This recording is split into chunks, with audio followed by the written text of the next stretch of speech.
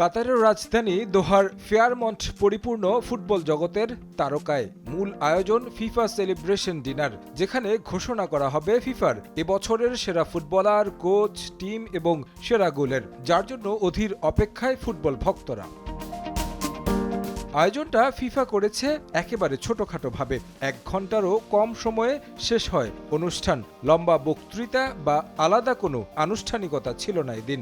একে একে ঘোষণা করা হয় 12 ক্যাটাগরিতে ফিফা দ্য বেস্ট পুরস্কার, যেখানে সবচেয়ে আকর্ষণীয় কে জিততে যাচ্ছেন FIFA the best men's footballer award অনেকটা অনুমেয় ছিল।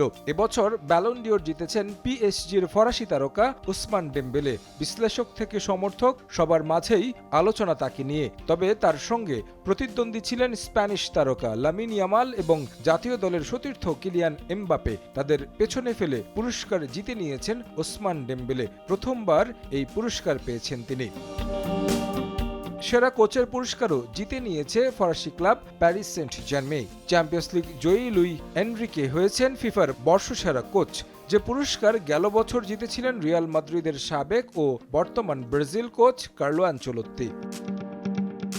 সেরা গোলকিপার নির্বাচিত হয়েছেন ইতালিয়ান তারকা জিয়ানলুইজি দোনারুম্মা। পিএসজির চ্যাম্পিয়ন্স লিগ জয়ে অন্যতম ভূমিকা রাখার পুরস্কার পেয়েছেন এই তারকা।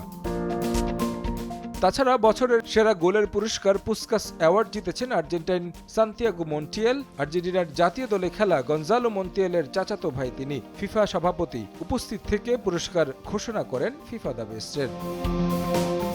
তারেক হাসান শিমুল, সময় সংবাদ।